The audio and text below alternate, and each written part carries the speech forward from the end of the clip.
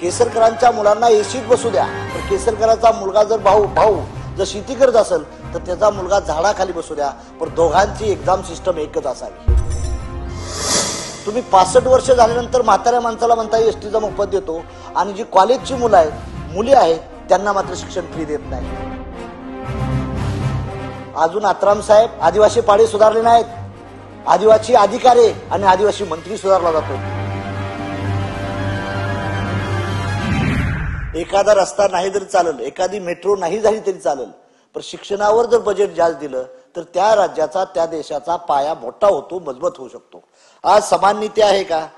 केसरकर साहेब मंत्री आहेत म्हणून त्यांचा मुलगा सीबीसी शिकतोय आणि त्यांचा भाऊ गावाला शेती करतोय सिंधुदुर्ग सावंतवाडीला, आणि तो जिल्हा परिषदला शिकतोय, आणि दोघांना ज्यावेळेस आयएची एक्झाम द्यायची आहे तेव्हा दोघांचं English medium talking something classes different आहेत।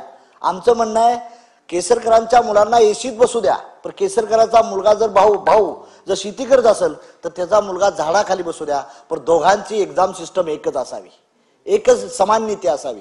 तिथं जात धर्म न आणता KG to PG शिक्षण हे फ्री देण्याची भूमिका राज्य सरकार घेतली पाहिजे, आणि त्यात ते बजेट टाकलं पाहिजे। ठीक आहे, मेट्रो झाली चांगलीच गोष्ट आहे, रस्ता झालाच पाहिजे, पण ह्याच्यावर जर भर दिला तर आम्ही अमेरिका जगावर राज्य करते तसा एक दिवस इंडिया देखील जगावर राज्य करेल। म्हणून अर्थनीतीत आर्थिक बजेटमध्ये शिक्षणाला महत्त्व दिलं पाहिजे। आज आमचे काल वळसे पाटील बोलले की शिक्षकाचा मुलगा इंग्लिश मिडियमला जातोय आणि ह्याची आमची मुलं जिल्हा परिषदला शिकतात, तर शिक्षण नीती बदलली पाहिजे। म्हणून शिक्षकावर मी माफ करीन, शिक्षकावर खर्च कमीपेक्षा लोकांच्या विद्यार्थ्याच्या ह्याच्यावर कसा पैसा जाईल आणि आमचं एज्युकेशन कसं वाढेल, मेरिटवर वाढेल, ह्याच्यावर आमचा स्टडी झाला पाहिजे, यासाठी बजेट टाकावं। दुसरं अर्थनीती असे आहे की KG to PG तिथं जात धर्म न मानता सर्वांना शिक्षण फ्री देण्याची भूमिका राज्य सरकारने घेतली पाहिजे, आणि शिक्षणाच्या दृष्टीनं KG to PG all caste all class त्यांना काय केलं पाहिजे, एसटीचा पास मोफत दिला पाहिजे।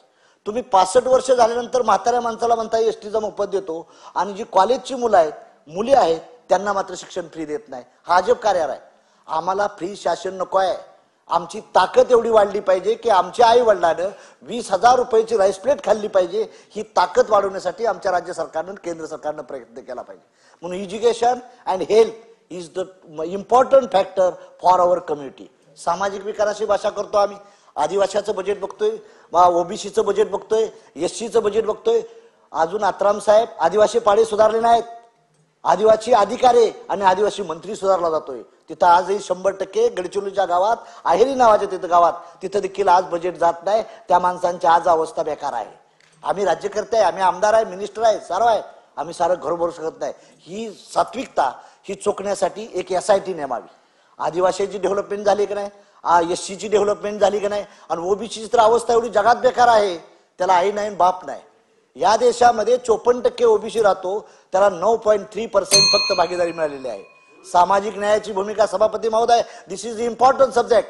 मी बाकीचं बोलणार नाही, बोलत बी नाही। मी ज्यावेळेस सामाजिक भाषा येते तेव्हा राज्य सरकारचं बजेट कुठं जातं, ते बजेट 100% युनॉल होतं का? तर नाही होत। मी मिनिस्टर होतो, मी 3 वर्ष कॅबिनेट मिनिस्टर होतो, मी बघितलं त्या गोष्टीचं।